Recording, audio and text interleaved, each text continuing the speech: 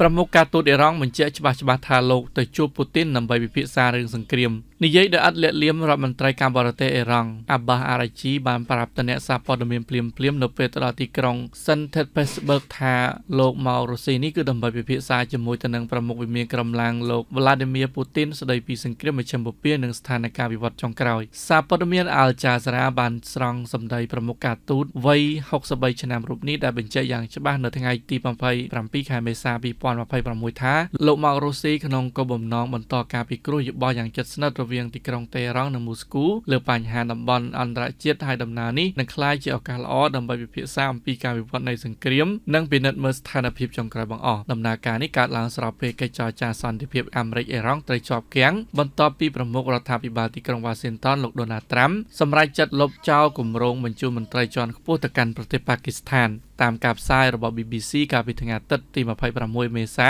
លោកត្រាំបានបញ្ជាក់យ៉ាងច្បាស់ថាលោកមិនចង់ឲ្យប្រេសិតពិសេសនឹងកូនប្រសាររបស់លោកខាត់ពេលវេលាឥតប្រយោជន៍នោះទេហើយបើអ៊ីរ៉ង់ពិតជាចង់ចរចាមែនអ្វីដែលគួរតែធ្វើគឺគ្រាន់តែលើកទូរស័ព្ទមកនិយាយជាមួយលោកផ្ទាល់ជាការស្រេចសូមជម្រាបថាចំណុចក្តៅនៃចំនួនគឺស្ថិតនៅច្រកសមុទ្រហូម៉ូសដែលជាផ្លូវដឹកជញ្ជូនប្រេងដ៏សំខាន់បំផុតមួយរបស់ពិភពលោកបន្ទាប់ពីអាមេរិកនិងអ៊ីស្រាអែលបានចាប់ផ្ដើមវាយប្រហារកាលពីខែកុម្ភៈអ៊ីរ៉ង់បានឆ្លើយតបដោយការរឹតបន្តឹងការធ្វើដំណើរតាមច្រកសមុទ្រនេះដែលនាំឲ្យអាមេរិកបង្កើតកម្លាំងជើងទឹកនៅទីនោះដើម្បីរារាំងការនាំចេញប្រេងរបស់អ៊ីរ៉ង់វិញយ៉ាងណាភាពតលច្រកនេះក៏ជាប់ពាក់ព័ន្ធទៅនឹងមហិច្ឆតានុយក្លេអ៊ែររបស់អ៊ីរ៉ង់ផងដែរដែលអាមេរិកសង្ស័យថាអ៊ីរ៉ង់កំពុងលួចផលិតគ្រាប់បែកអាតូមិកប៉ុន្តែទីក្រុងតេហ៍រ៉ង់តែងតែបដិសេធនិងអះអាងថាពួកគេធ្វើដើម្បីតែថាមពលអគ្គិសនីតែប៉ុណ្ណោះ